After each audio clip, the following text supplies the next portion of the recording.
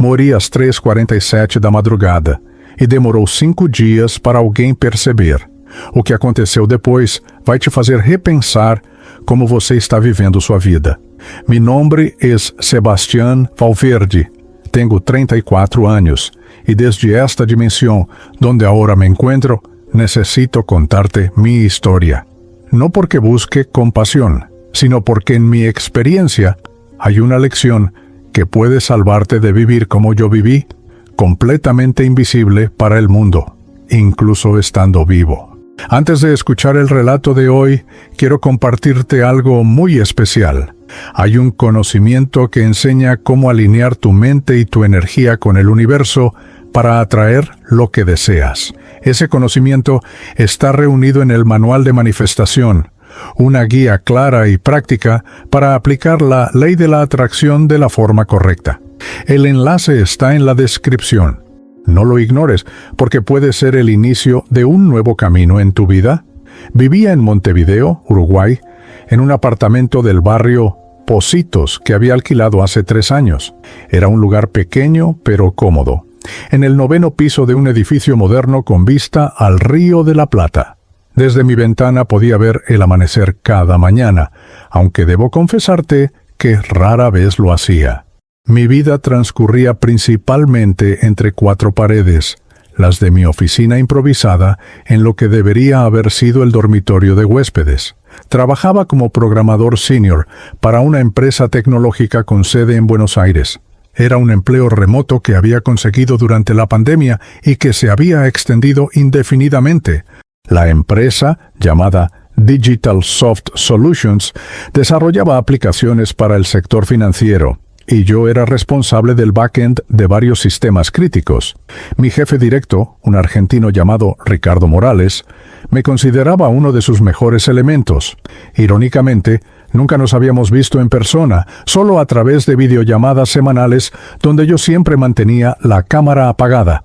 Mi rutina era invariable, casi religiosa en su precisión. Me despertaba cada día a las 5:30 de la mañana. No por elección, sino porque mi cuerpo se había acostumbrado a ese horario después de años de trabajar con clientes en diferentes zonas horarias. Preparaba un café negro, siempre en la misma taza azul que había comprado en una tienda de souvenirs del mercado del puerto durante uno de mis escasos paseos por la ciudad. Era mi único ritual matutino que tenía algo de humanidad. A las 6 en punto ya estaba frente a mi computadora. Mi estación de trabajo era mi orgullo. 2 monitores de 24 pulgadas, un teclado mecánico que había importado de Alemania y una silla ergonómica que me había costado el sueldo de un mes entero. La mesa estaba posicionada estratégicamente junto a la ventana, no para disfrutar la vista, sino porque allí tenía la mejor conexión Wi-Fi del apartamento. Trabajaba hasta las 10 de la noche, con descansos mínimos. Mi almuerzo consistía invariablemente en delivery, empanadas de la parrillada de la esquina, pizza de la pizzería Don Carlos, o sushi del restaurante japonés Sakura que quedaba a 6 cuadras. Siempre pedía la comida a través de aplicaciones, siempre pagaba con tarjeta, siempre dejaba la propina mínima sugerida. Los repartidores dejaban la comida en la portería del edificio, y yo bajaba a buscarla en pantuflas y un buzo gastado que había sido negro, pero que el tiempo había convertido en un gris indefinido. Mi interacción humana se limitaba a saludos corteses con el portero, don Ramiro Castillo, un hombre de 60 años que trabajaba en el turno de mañana. Él siempre me sonreía y me preguntaba por el trabajo, pero nuestras conversaciones nunca duraban más de 30 segundos. Había algo en su mirada que me hacía sentir incómodo, como si pudiera ver a través de mi fachada de normalidad y percibir la soledad que me carcomía por dentro. Mi vecina del apartamento contiguo era doña Carmen Mendoza, una mujer de 70 años que vivía sola desde la muerte de su esposo.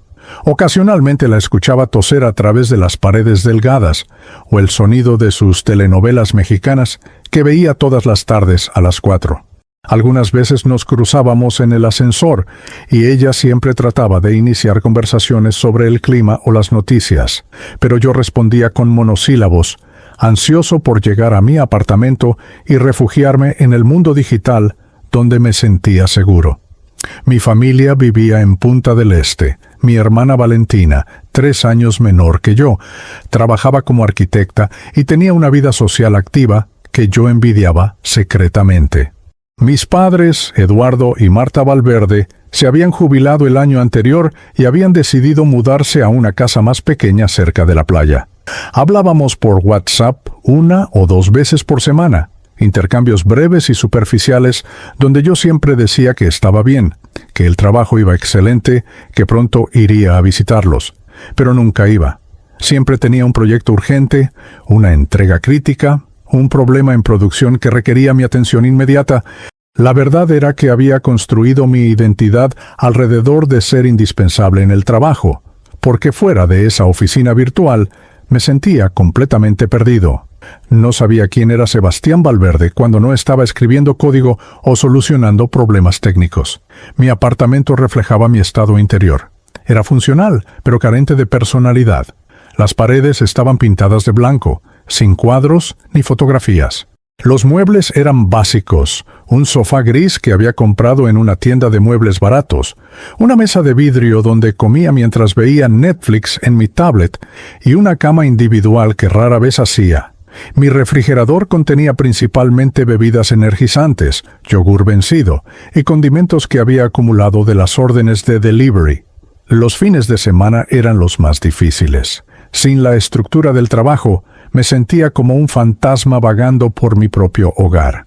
Veía series compulsivamente, navegaba por redes sociales observando las vidas aparentemente perfectas de personas que había conocido en la universidad, o me perdía en foros de programación donde podía mantener conversaciones técnicas sin revelar nada personal sobre mí mismo. Había comenzado a experimentar síntomas físicos que, en retrospectiva, eran señales de alarma que elegí ignorar.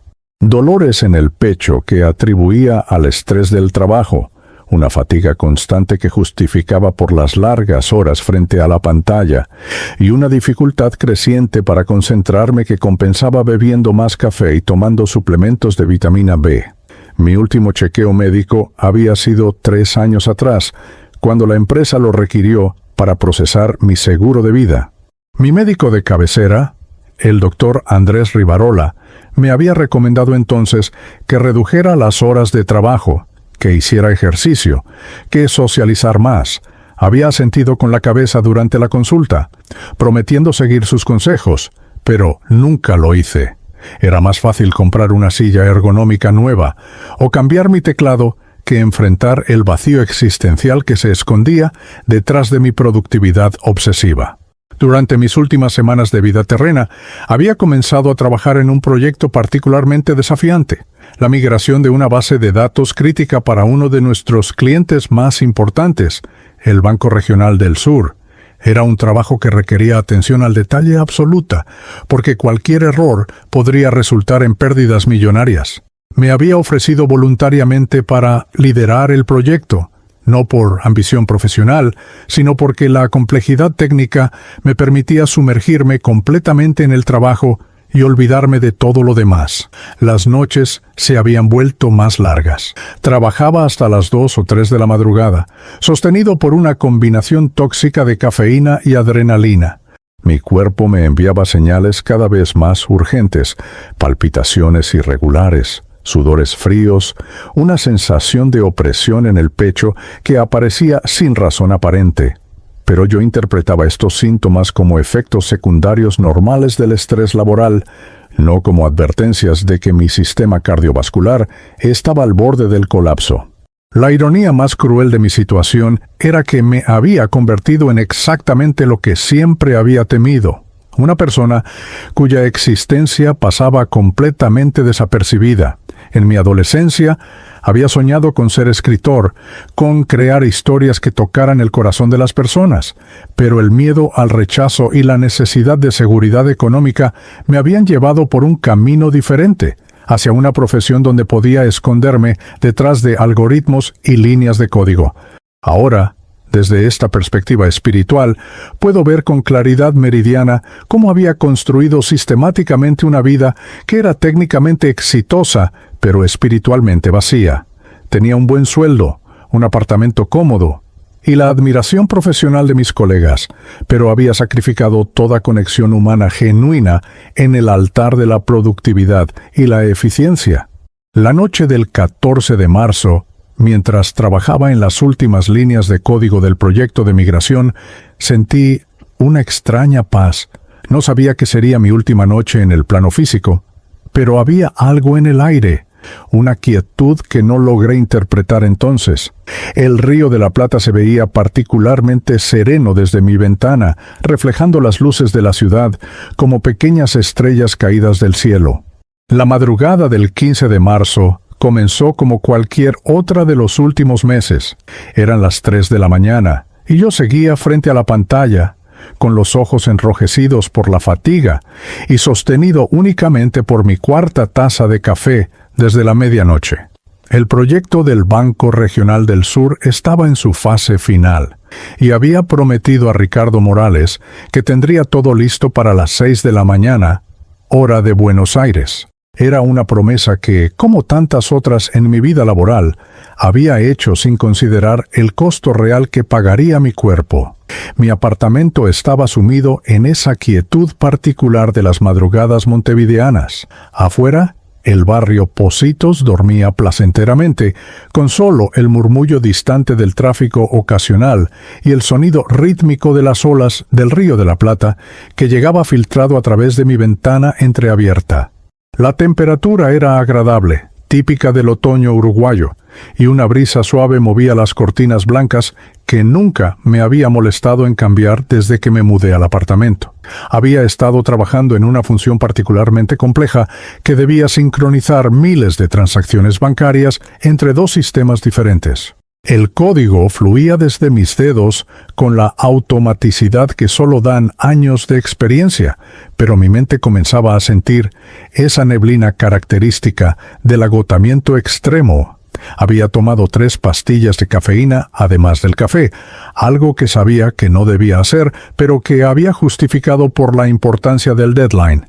Mi respiración había comenzado a volverse irregular alrededor de las 2:30, pero lo atribuí a la ansiedad que siempre me generaban las entregas importantes. Era una sensación que conocía bien, esa opresión en el pecho que aparecía cuando trabajaba bajo presión extrema. Durante años había aprendido a convivir con ella, considerándola simplemente parte del precio de ser un profesional exitoso en la industria tecnológica. Pero esta vez era diferente. A las 3:45 de la madrugada, mientras revisaba por última vez el código que había escrito durante las últimas 6 horas, sentí como si alguien hubiera colocado un peso enorme sobre mi pecho. La sensación no era gradual como otras veces.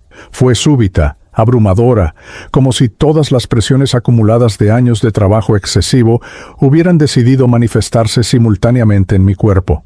Traté de tomar una respiración profunda, pero mis pulmones parecían haberse olvidado de cómo funcionar correctamente. El aire entraba a medias, como si hubiera un obstáculo invisible bloqueando el paso. Mi mano izquierda, que hasta ese momento había estado navegando ágilmente por el teclado, comenzó a experimentar una sensación extraña, como si miles de pequeñas agujas la estuvieran pinchando desde adentro. El dolor en el pecho se intensificó exponencialmente. No era el dolor sordo y familiar del estrés. Esto era algo completamente diferente, algo que mi mente no lograba catalogar o racionalizar. Era como si alguien estuviera apretando mi corazón con una mano gigantesca, comprimiéndolo hasta el punto de ruptura. Traté de alcanzar mi teléfono celular, que estaba sobre el escritorio a menos de 50 centímetros de distancia, pero mi brazo se sentía extrañamente pesado, como si estuviera hecho de plomo. La habitación comenzó a girar lentamente a mi alrededor. Las 2 pantallas de mi computadora, que hasta segundos antes mostraban líneas nítidas de código, se volvieron borrosas, como si alguien hubiera aplicado un filtro de desenfoque progresivo a mi visión, Intenté enfocar la mirada en el reloj digital de la esquina inferior derecha de mi pantalla principal. Marcaba las 3:46 a.m. con precisión implacable. Mi respiración se volvió cada vez más laboriosa. Cada inhalación requería un esfuerzo consciente y deliberado, como si hubiera olvidado cómo respirar automáticamente. El sudor comenzó a brotar de mi frente, pero era un sudor frío, pegajoso, completamente diferente al calor que había sentido durante sesiones intensas de trabajo en el pasado. Mis manos, que habían volado sobre el teclado durante tantos años, comenzaron a temblar de manera incontrolable. Traté de levantarme de la silla, pensando que tal vez cambiar de posición podría aliviar la sensación, pero mis piernas no respondieron a las órdenes de mi cerebro. Era como si la conexión entre mi mente y mi cuerpo hubiera comenzado a fallar sistemáticamente. Logré mover ligeramente la cabeza hacia la ventana, donde las luces de la ciudad se veían ahora como pequeñas estrellas danzantes que se multiplicaban y se dividían en patrones hipnóticos. El dolor en el pecho alcanzó un crescendo insoportable justo cuando el reloj marcó las 3:47 a.m. Fue en ese momento exacto que sentí como si algo fundamental se hubiera desconectado dentro de mí. No fue gradual ni dramático. Fue simplemente como si alguien hubiera presionado un interruptor y toda la maquinaria compleja que mantenía funcionando mi cuerpo físico se hubiera detenido de golpe. Pero lo más extraordinario de todo no fue el momento de la muerte física en sí, sino lo que ocurrió inmediatamente después. En lugar de la oscuridad que siempre había imaginado, experimenté una claridad mental absoluta, como si hubiera emergido de un sueño profundo y confuso. Mi conciencia no se desvaneció, por el contrario, se expandió de manera casi imposible de describir con palabras humanas. Desde una perspectiva que no puedo ubicar espacialmente, pero que era absolutamente real, me vi a mí mismo desplomado sobre el escritorio. Mi cuerpo físico había caído hacia adelante, con la frente apoyada suavemente sobre el teclado mecánico del que tanto me había enorgullecido. Mis brazos colgaban a los costados de manera antinatural, y mi respiración se había detenido completamente. Era una imagen profundamente perturbadora y, al mismo tiempo, extrañamente pacífica. Mi primera reacción fue de completa incredulidad. Esto no podía estar pasándome a mí. Tenía solo 34 años, proyectos por terminar, una carrera prometedora por delante.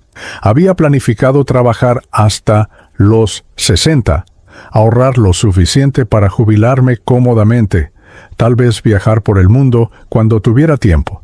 La muerte no figuraba en mis planes inmediatos, y ciertamente no a esta edad. Intenté desesperadamente regresar a mi cuerpo. Me concentré con toda la fuerza de mi voluntad en mover mis dedos, en levantar la cabeza, en respirar nuevamente. Era como tratar de encender un auto cuya batería se había agotado completamente. No importaba cuánto girara la llave, el motor simplemente no respondía. Mi cuerpo físico permanecía completamente inmóvil, ajeno a todos mis esfuerzos mentales por reanimarlo. La pantalla de mi computadora siguió brillando con el código inacabado del proyecto bancario. Las líneas de programación que había escrito con tanto cuidado durante las últimas horas se veían ahora como jeroglíficos sin sentido, símbolos vacíos de una vida que había terminado abruptamente. El cursor parpadeaba al final de la última línea que había logrado escribir, esperando eternamente una continuación que nunca llegaría. Lo que más me impactó en esos primeros momentos de comprensión fue la absoluta normalidad de la escena. Mi apartamento se veía exactamente igual que siempre. Mis 2 tazas de café vacías sobre el escritorio, la montaña de envases de delivery acumulados en la esquina, mi buzo gris colgado del respaldo de la silla del living. Todo permanecía exactamente como lo había dejado, excepto que yo ya no era parte de ese mundo tangible. El silencio era ensordecedor. No el silencio de la madrugada montevideana que había conocido durante años, sino un silencio más profundo, más completo. Era como si hubiera entrado en una dimensión donde el sonido existía de manera diferente, donde las frecuencias que antes percibía ya no tenían relevancia. Podía observar todo con una claridad visual perfecta, pero el mundo sonoro había adquirido una cualidad completamente nueva. Traté de gritar, de hacer algún ruido que pudiera alertar a alguien sobre lo que había ocurrido. Concentré toda mi energía en producir, aunque fuera un susurro, pero rápidamente me di cuenta de que ya no tenía cuerdas vocales físicas que vibrar, ni pulmones que empujar el aire. Era una sensación extraordinariamente frustrante, como estar encerrado detrás de un vidrio irrompible, capaz de ver todo, pero incapaz de interactuar con el mundo físico de ninguna manera. Mi mente, ahora liberada de las limitaciones y la fatiga del cerebro físico, comenzó a procesar la situación con una velocidad y claridad que nunca había experimentado en vida. Podía acceder a recuerdos con una nitidez fotográfica perfecta, comprender conexiones complejas entre eventos aparentemente no relacionados y percibir patrones en mi existencia que habían permanecido ocultos durante mis 34 años de vida física. Fue en esos primeros momentos de muerte que comprendí, con una claridad devastadora, cuán profundamente aislado había estado durante mis últimos años de vida. Mi cuerpo yacía sin vida en una habitación donde nadie me buscaría, en un apartamento donde nadie notaría mi ausencia, en una vida que había construido meticulosamente para ser completamente autosuficiente y, por lo tanto, completamente invisible. El proyecto del Banco Regional del Sur quedaría incompleto. Ricardo Morales me enviaría mensajes preguntando por el estado del trabajo. Mis padres esperarían mi llamada semanal que nunca llegaría. Valentina seguiría con su vida, asumiendo que yo estaba simplemente ocupado con el trabajo como siempre, y yo permanecería allí, en mi escritorio, hasta que alguien finalmente decidiera verificar por qué había dejado de responder.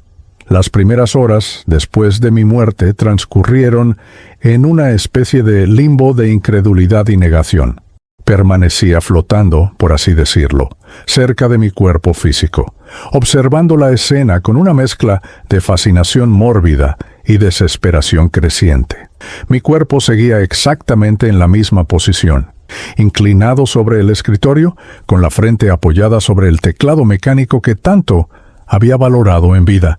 Las teclas habían quedado presionadas bajo el peso de mi cabeza, y en la pantalla se había formado una línea interminable de la letra N, como si mi computadora estuviera tartamudeando eternamente mi última palabra no pronunciada. El amanecer del 15 de marzo llegó con su habitual belleza indiferente. Desde mi nueva perspectiva, podía observar cómo los primeros rayos de sol se filtraban a través de mi ventana, iluminando gradualmente el apartamento con esa luz dorada característica del otoño montevideano. Las partículas de polvo danzaban en los haces de luz como pequeñas estrellas, creando un espectáculo que en vida había sido demasiado ocupado para notar. Era irónico que ahora, sin ojos físicos, pudiera ver con mayor claridad que nunca antes. Mi computadora había entrado en modo de suspensión después de varias horas de inactividad, sumiendo las pantallas en la oscuridad. El único sonido en el apartamento era el zumbido casi imperceptible del refrigerador y el tic-tac del reloj de pared, que había heredado de mis abuelos, el único objeto con valor sentimental en todo mi hogar minimalista. Cada segundo que marcaba parecía resonar con una ironía cruel. El tiempo seguía avanzando implacablemente, pero para mí se había detenido para siempre a las 3:47 de la madrugada. Durante esas primeras 24 horas, intenté desesperadamente comunicarme con el mundo físico. Traté de mover objetos, de hacer ruido, de manifestar mi presencia de alguna manera. Me concentraba intensamente en la taza de café que había quedado a medio terminar sobre mi escritorio, visualizando cómo la empujaba, cómo la hacía caer para que el estrépito alertara a alguien sobre mi situación. Pero mis esfuerzos eran completamente inútiles. Era como si existiera en una dimensión paralela capaz de observar, pero incapaz de influir en el mundo material. El primer día transcurrió con una monotonía aterradora. Mi teléfono celular comenzó a recibir notificaciones, mensajes de trabajo, recordatorios de aplicaciones, llamadas perdidas de números que no reconocía inmediatamente. La pantalla se encendía periódicamente, iluminando mi rostro inmóvil con su luz azulada, como si fuera un faro tratando de guiar mi alma de vuelta al cuerpo que ya no me pertenecía. Alrededor del mediodía sonó el timbre del apartamento. Mi corazón espiritual, si es que tal cosa existe, se aceleró con esperanza.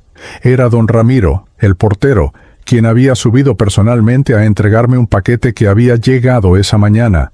Era una nueva memoria RAM que había ordenado para optimizar mi estación de trabajo, una mejora que ahora parecía absurdamente irrelevante.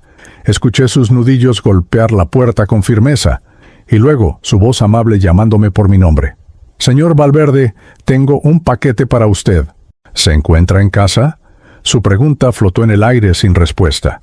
Esperó varios minutos, tocó nuevamente y finalmente decidió dejar el paquete en la portería, asumiendo que yo había salido temprano o que estaba durmiendo profundamente.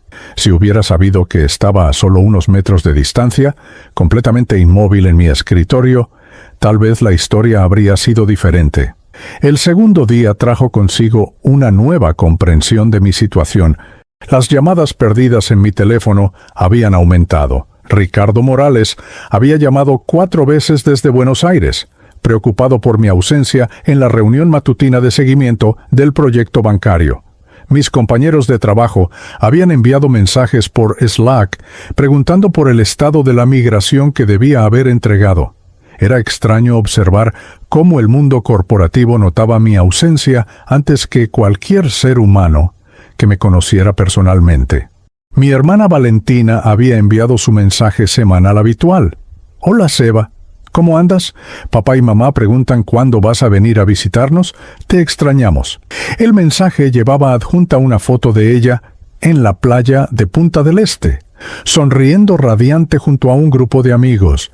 La imagen me atravesó como una daga emocional, recordándome todo lo que había sacrificado en pos de una carrera que ahora se veía patéticamente insignificante. Durante estos primeros días desarrollé una rutina extraña de observación. Me movía por el apartamento, explorando rincones que había habitado durante años, pero que nunca había realmente observado. Podía ver el polvo acumulado debajo de los muebles, las telarañas en las esquinas del techo, los pequeños detalles de deterioro que mi vida apresurada me había impedido notar. Era como si estuviera viendo mi hogar por primera vez. Y lo que veía era un espacio vacío de personalidad, un lugar donde alguien existía pero nunca realmente había vivido. El tercer día marcó un punto de inflexión en mi experiencia post-mortem. Fue cuando doña Carmen Mendoza, mi vecina septuagenaria, decidió hacer algo que cambiaría el curso de los eventos. Había notado que no había escuchado mis pasos habituales por el pasillo, ni el sonido característico de mi puerta al cerrarse cuando bajaba a buscar el delivery. Carmen era una mujer observadora, con ese instinto maternal que desarrollan las personas mayores que han vivido lo suficiente para reconocer cuando algo no está bien. Alrededor de las 4 de la tarde, la escuché acercarse a mi puerta. Sus pasos eran lentos pero decididos, acompañados por el sonido de su bastón golpeando suavemente las baldosas del pasillo. Se detuvo frente a mi apartamento y permaneció allí durante varios minutos, como si estuviera reuniendo valor para lo que iba a hacer. Finalmente, levantó su mano artrítica y golpeó la puerta con una suavidad que contrastaba con la urgencia que yo sentía por responder. «Che, Sebastián, querido, ¿está todo bien?» Su voz tenía esa calidad maternal que me recordó dolorosamente a mi abuela paterna, quien había muerto cuando yo tenía 15 años. No lo he escuchado moverse en los últimos días y estoy un poco preocupada. Hizo una pausa, esperando una respuesta que nunca llegaría. Si necesita algo, no dude en tocar mi puerta. Estoy en el apartamento de al lado. Su preocupación genuina me conmovió profundamente. Durante años había mantenido una distancia cortés pero fría con Carmen, respondiendo a sus intentos de conversación con monosílabos educados pero desalentadores. Ahora, desde mi estado desencarnado, podía ver claramente que sus gestos habían sido intentos sinceros de conexión humana, ofertas de amistad que yo había rechazado sistemáticamente por mi obsesión con la privacidad y la autonomía. Esperó varios minutos más, tocó suavemente una vez más y finalmente se alejó con pasos lentos y preocupados. La escuché regresar a su apartamento, pero a través de las paredes pude percibir que no se había tranquilizado. Encendió su televisor, pero el volumen estaba más bajo que de costumbre, como si estuviera escuchando atentamente cualquier sonido que pudiera provenir de mi apartamento. El cuarto día trajo consigo una escalada en la preocupación del mundo exterior. Ricardo Morales había enviado un email marcado como urgente a toda la división de tecnología, preguntando si alguien había tenido contacto conmigo. El cliente del banco había comenzado a presionar por el estado del proyecto de migración, y mi ausencia inexplicada estaba causando tensiones comerciales significativas. Era irónico que mi valor como empleado se hubiera vuelto evidente solo después de mi muerte. Mis padres habían comenzado a preocuparse también. Mi madre, Marta, había enviado 3 mensajes de WhatsApp durante el día, cada uno con un tono ligeramente más ansioso que el anterior. Sebastián, hace días que no sabemos de ti. ¿Está todo bien? El último mensaje incluía emojis de corazones rojos, esos pequeños símbolos digitales que ella había aprendido a usar para expresar afecto en la era de la comunicación virtual. Durante estos días de observación forzada, comencé a comprender aspectos de mi vida que habían permanecido ocultos mientras la vivía. Podía ver claramente cómo había construido sistemáticamente un mundo donde mi presencia era tan mínima que mi ausencia pasaba casi desapercibida. No tenía amigos cercanos que notaran si no respondía mensajes. No participaba en actividades sociales regulares donde mi falta se sintiera. No tenía rutinas que involucraran a otras personas de manera significativa. Los deliveries continuaron llegando de manera automática. Tenía configurado un pedido recurrente de empanadas para el almuerzo del miércoles, y cuando llegó el repartidor y no encontró a nadie para recibirlo, simplemente se marchó sin mayor preocupación. Era solo otro cliente ausente en su día de trabajo rutinario. La comida que había ordenado con días de anticipación se quedó en la portería, eventualmente descartada por don Ramiro al final de su turno. El quinto día amaneció con una urgencia diferente en el aire. Valentina había intentado llamarme varias veces durante la noche anterior, y cuando no recibió respuesta, decidió tomar cartas en el asunto. Había manejado desde Punta del Este hasta Montevideo, un viaje de 2 horas que normalmente hacía solo para ocasiones especiales. Su preocupación había crecido exponencialmente cuando Ricardo Morales logró contactarla a través de la información de emergencia en mis archivos de recursos humanos. La conversación telefónica entre Valentina y Ricardo había sido reveladora para mí. Mi jefe había explicado que yo había desaparecido sin explicación en medio de un proyecto crítico, algo completamente fuera de carácter, según todos los que me conocían profesionalmente. Valentina, por su parte, había admitido que aunque hablábamos regularmente, las conversaciones siempre eran superficiales y que no tendría manera de saber si algo me había pasado a menos que fuera algo evidente. Esa tarde, escuché sus pasos acercándose por el pasillo. Reconocí inmediatamente su manera de caminar. Rápida, decidida, con el sonido característico de sus tacones bajos golpeando las baldosas. Mi corazón espiritual se aceleró, sabiendo que finalmente alguien que me amaba incondicionalmente estaba a punto de descubrir la verdad de mi situación. Valentina tocó la puerta con insistencia, gritando mi nombre con una mezcla de preocupación y fastidio. «Sebastián, abre la puerta. Sé que estás ahí». Su voz resonó por el pasillo, probablemente alertando a varios vecinos sobre la situación. Esperó, tocó nuevamente y luego decidió buscar al portero para que la ayudara a acceder al apartamento. La espera se hizo eterna. Podía sentir la ansiedad creciente de Valentina, su frustración por no poder contactarme, su miedo creciente de que algo terrible hubiera ocurrido. Era exactamente lo que había ocurrido, pero ella aún no lo sabía. En unas pocas horas, su mundo cambiaría para siempre, y yo sería responsable de causarle un dolor que ella no merecía.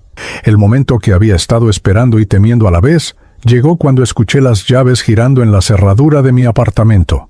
Don Ramiro había accedido a acompañar a Valentina después de que ella le explicara la situación y le mostrara su identificación, confirmando que efectivamente era mi hermana. El portero había dudado inicialmente, siguiendo los protocolos de seguridad del edificio, pero la genuina preocupación en la voz de Valentina y el hecho de que varios inquilinos ya habían expresado su extrañeza por mi ausencia prolongada, lo convencieron de hacer una excepción. «Sebastián, vamos a entrar», gritó Valentina desde el pasillo antes de abrir la puerta. «Espero que tengas una muy buena explicación para todo esto». Su voz tenía ese tono de hermana mayor molesta que conocía tan bien, esa mezcla de preocupación y exasperación que había caracterizado nuestra relación desde la infancia. Pero pude detectar una nota subyacente de verdadero miedo, como si una parte de ella ya presintiera que algo estaba terriblemente mal. La puerta se abrió lentamente y Valentina entró primero, seguida por don Ramiro, quien mantenía una distancia respetuosa pero alertas ante cualquier posible problema. El apartamento estaba sumido en una penumbra extraña. Las cortinas seguían cerradas como las había dejado 5 días atrás, y el aire tenía esa cualidad estancada de un espacio que había permanecido sellado durante demasiado tiempo. «¿Sebastián?». La voz de Valentina resonó en el living vacío, cargada de una esperanza que ya comenzaba a desvanecerse. Sus pasos se dirigieron instintivamente hacia mi dormitorio, pero lo encontró vacío, con la cama deshecha, tal como la había dejado la mañana de mi muerte. Pude observar cómo su confusión crecía mientras recorría el pequeño apartamento buscando signos de mi presencia.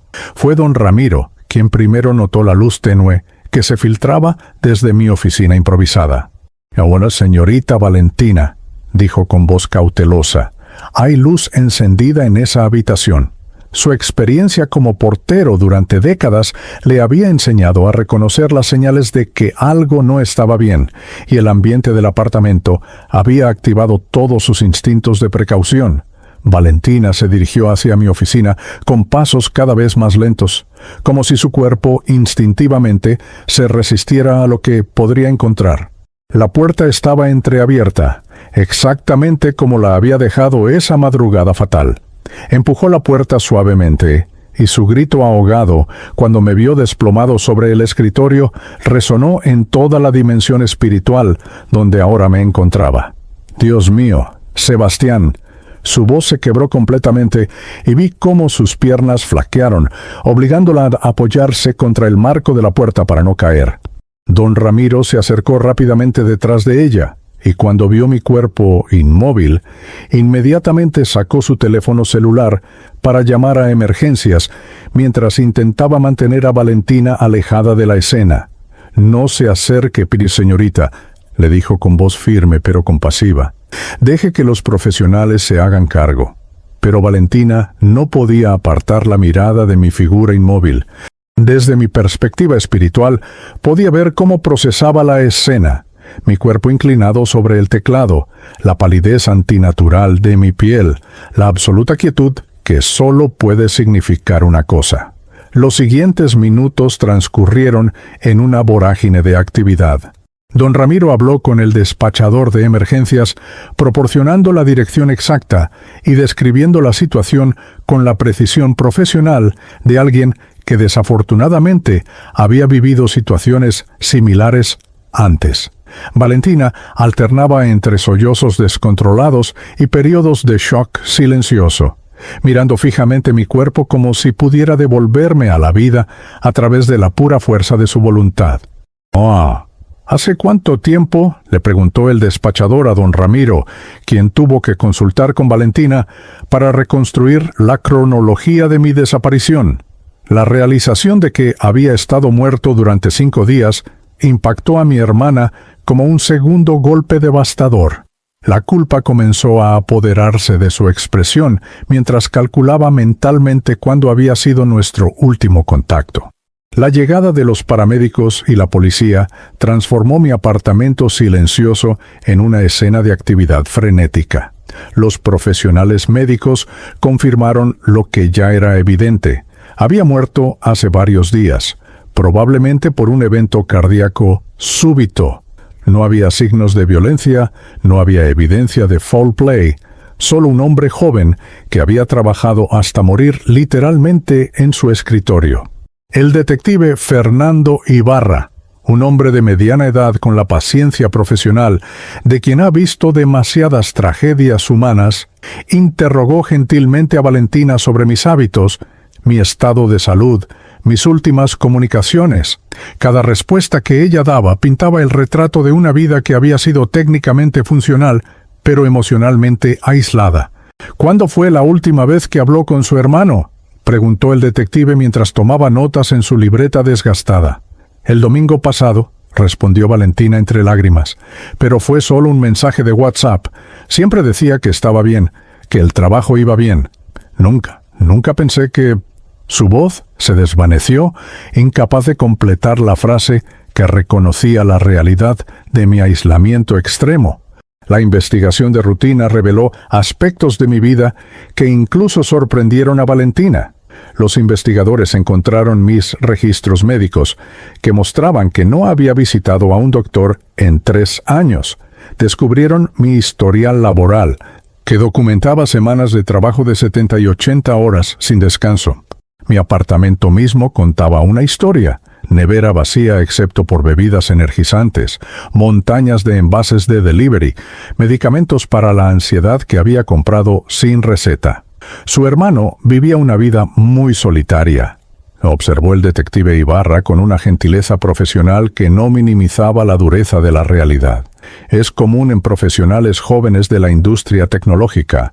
El trabajo remoto, especialmente cuando se combina con tendencias al aislamiento, puede crear situaciones donde las personas pueden desaparecer sin que nadie lo note inmediatamente. Valentina se culpaba a sí misma con una intensidad que me partía el alma. Debería haber insistido más en verlo, repetía una y otra vez. Debería haber sabido que algo estaba mal.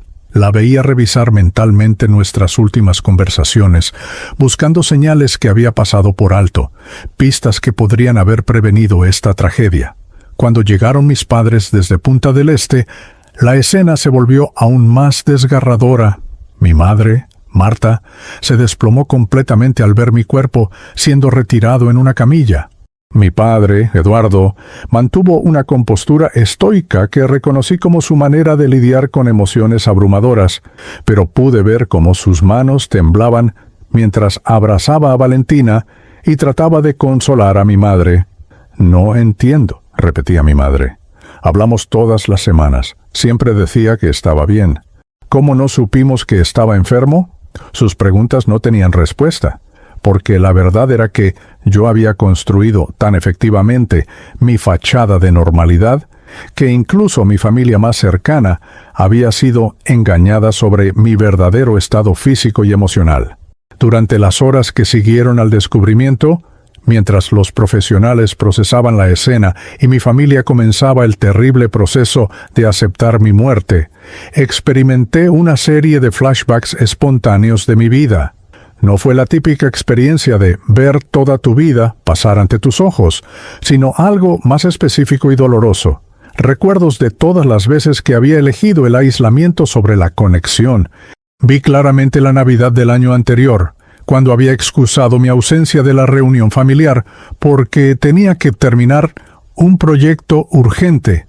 La verdad era que el proyecto podría haber esperado, pero yo había usado el trabajo como escape de la incomodidad que sentía en grandes reuniones familiares. Recordé el cumpleaños de Valentina hace 6 meses, cuando había enviado un regalo caro, pero no había asistido a su fiesta porque tenía una deadline importante. Los recuerdos se sucedían con una claridad cruel. Invitaciones rechazadas, llamadas cortadas por reuniones urgentes, visitas pospuestas indefinidamente.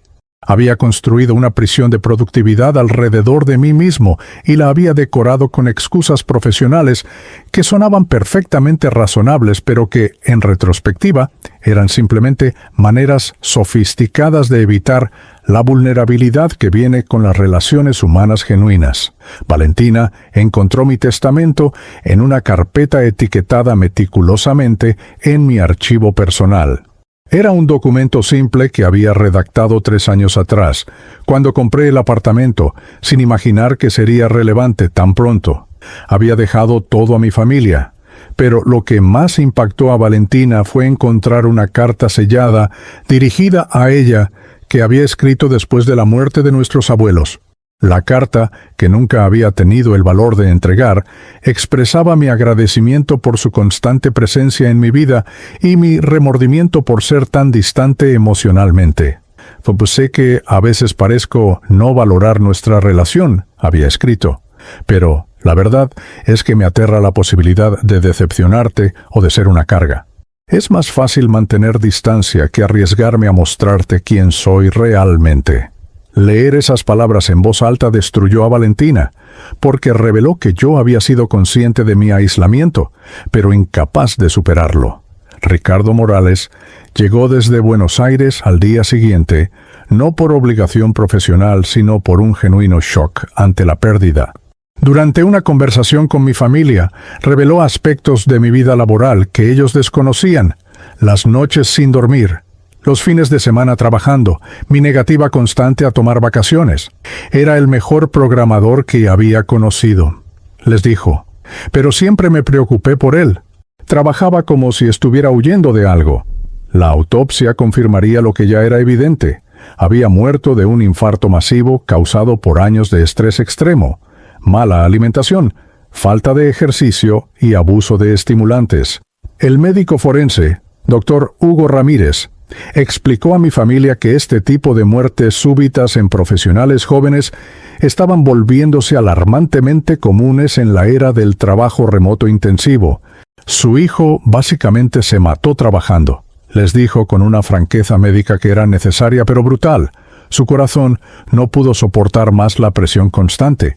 Es una tragedia prevenible, pero requiere reconocer las señales de alarma y buscar ayuda antes de que sea demasiado tarde. Mientras observaba a mi familia procesar no solo mi muerte, sino también la realización de cuán aislado había vivido mis últimos años, comprendí que mi experiencia no era única. Había miles, tal vez millones de personas viviendo vidas similares, técnicamente exitosas, pero emocionalmente vacías, productivas, pero profundamente solitarias, conectadas digitalmente, pero desconectadas humanamente.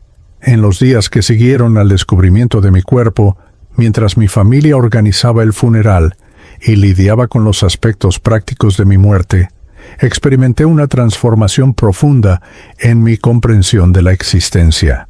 No fue un cambio súbito, sino más bien como el amanecer, gradual pero inevitable, iluminando aspectos de la realidad que habían permanecido ocultos durante toda mi vida física.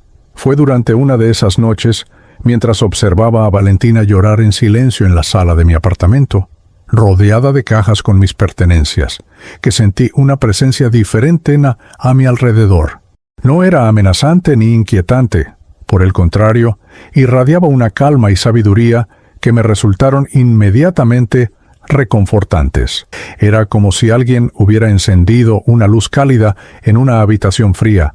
La presencia se materializó gradualmente en la forma de una mujer de edad indefinida, con rasgos que parecían cambiar sutilmente según el ángulo desde el cual la observara. Tenía cabello canoso recogido en un moño elegante, vestía una blusa blanca, simple pero impecable, y sus ojos poseían esa profundidad que solo viene de haber visto mucho sufrimiento y mucha sanación. Cuando habló, su voz tenía un acento que me recordó a mi bisabuela materna, quien había emigrado de España cuando era niña. Sebastián, me dijo con una sonrisa que contenía tanto compasión como autoridad. Mi nombre es Mercedes Iturbide, y he venido a acompañarte en esta transición. Su presencia no me sorprendió tanto como debería haberlo hecho. Era como si una parte de mí hubiera estado esperando este encuentro desde el momento de mi muerte. Mercedes me explicó que era lo que en el plano espiritual se conoce como una guía de transición. Alguien que había vivido una experiencia similar a la mía en su encarnación física y que ahora ayudaba a almas como yo a comprender el propósito de sus experiencias terrenas.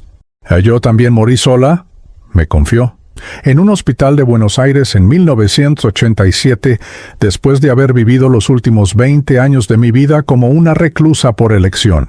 Su historia resonó profundamente conmigo. Mercedes había sido una contadora exitosa en una época donde pocas mujeres alcanzaban posiciones profesionales altas. Había sacrificado matrimonio, familia y amistades en pos del éxito profesional, construyendo una vida que era admirada desde afuera, pero vacía desde adentro. La diferencia, me dijo con una sonrisa irónica, es que yo no tenía computadoras para esconderme detrás. Tuve que ser más creativa con mis excusas. ¿Por qué?, le pregunté, sorprendido de que pudiera comunicarme verbalmente en esta dimensión. ¿Por qué elegimos el aislamiento cuando lo que realmente deseamos es conexión? Era la pregunta que había estado atormentándome desde mi muerte, la paradoja central de mi existencia física. Mercedes me guió hacia lo que parecía ser un espacio fuera del tiempo y el lugar físicos, donde podíamos conversar sin las distracciones del mundo material. «El miedo», me respondió simplemente. Miedo al rechazo, miedo a la vulnerabilidad, miedo a descubrir que no somos tan especiales o importantes como necesitamos creer que somos. Es más fácil controlar nuestra imagen desde la distancia que arriesgarnos a la intimidad real. Durante lo que podrían haber sido horas o días, el tiempo funciona de manera diferente en el plano espiritual, Mercedes me ayudó a revisar mi vida desde una perspectiva completamente nueva. No fue un juicio o una evaluación de mis fracasos, sino más bien un proceso de comprensión compasiva de las decisiones que había tomado y las heridas que había estado tratando de sanar a través del aislamiento. Tu trabajo, me explicó, se convirtió en tu identidad porque era el único lugar donde te sentías verdaderamente competente y valorado. En el código no hay ambigüedad emocional, no hay riesgo de malentendidos, no hay posibilidad de rechazo personal. Era tu zona de confort absoluta. Su observación era devastadoramente precisa. Me mostró cómo mi obsesión con la productividad había sido, en realidad, una forma sofisticada de automedicación emocional. Cada proyecto completado, cada problema resuelto, cada reconocimiento profesional había proporcionado una dosis temporal de validación que me permitía evitar enfrentar el vacío emocional subyacente. Era como una droga, me hizo comprender, y como cualquier adicción, requería dosis cada vez mayores para lograr el mismo efecto. Pero Mercedes no me había venido solo a ayudarme a comprender mi vida pasada, sino también a revelarme el propósito más amplio de mi experiencia. Tu muerte, me dijo con una seriedad que me heló el alma espiritual, no fue un accidente cósmico o una tragedia sin sentido. Fue el punto culminante de una vida vivida de manera que se ha vuelto epidémica en tu generación Nu. Me explicó que en el plano espiritual, las experiencias como la mía se consideran lecciones colectivas, vidas que sirven como advertencias y enseñanzas para la humanidad en general. Hoy hay millones de personas viviendo exactamente como tú viviste, me reveló, y tu historia puede ser un catalizador para que reconsideren sus elecciones antes de que sea demasiado tarde. ¿Pero cómo?, le pregunté, sintiendo una mezcla de propósito y frustración. ¿Cómo puede mi historia ayudar a alguien si ya estoy muerto? Mercedes sonrió con una sabiduría que sugería que había anticipado esta pregunta. Tu voz no se ha silenciado, me explicó.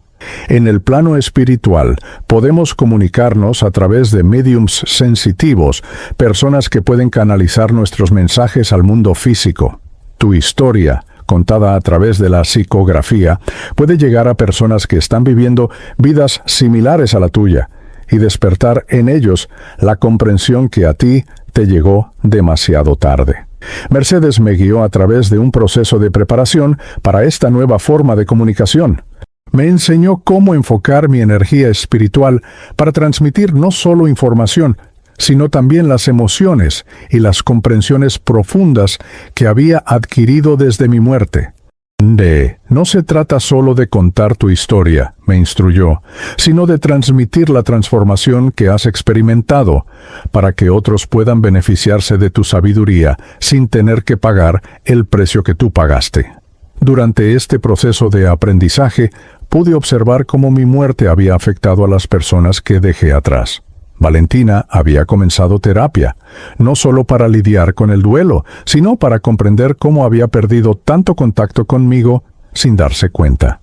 Mis padres habían comenzado a llamar más frecuentemente a sus otros familiares y amigos, como si mi muerte les hubiera recordado la fragilidad de todas las conexiones humanas. Ricardo Morales había implementado políticas en la empresa para monitorear mejor el bienestar de los empleados remotos, incluyendo chequeos regulares que iban más allá del rendimiento laboral. Incluso don Ramiro, el portero, había comenzado a prestar más atención a los inquilinos solitarios del edificio, tocando ocasionalmente sus puertas solo para verificar que estuvieran bien. «¿Ves?», me dijo Mercedes, «tu muerte ya está creando ondas de conciencia». Pero esto es solo el comienzo. Me explicó que mi misión en el plano espiritual sería ayudar a personas que estaban viviendo en el mismo tipo de aislamiento autoimpuesto que había caracterizado mis últimos años de vida. Mercedes me reveló que había un número alarmante de personas, especialmente profesionales jóvenes en trabajos tecnológicos, que estaban siguiendo un camino similar al mío. La tecnología, me explicó, ha creado la ilusión de conexión mientras facilita niveles de aislamiento que eran imposibles en generaciones anteriores. Las personas pueden trabajar, comprar, entretenerse e incluso mantener relaciones románticas sin salir nunca de sus apartamentos. Mi trabajo, continuó, será guiarte para que puedas comunicarte con estas personas a través de sueños, intuiciones y, cuando sea posible, a través de mediums como el que está canalizando tu historia ahora mismo. Esta revelación me llenó de un propósito que no había sentido durante mis años de vida física. Mercedes me mostró visiones de personas en todo el mundo hispano que estaban viviendo vidas paralelas a la mía.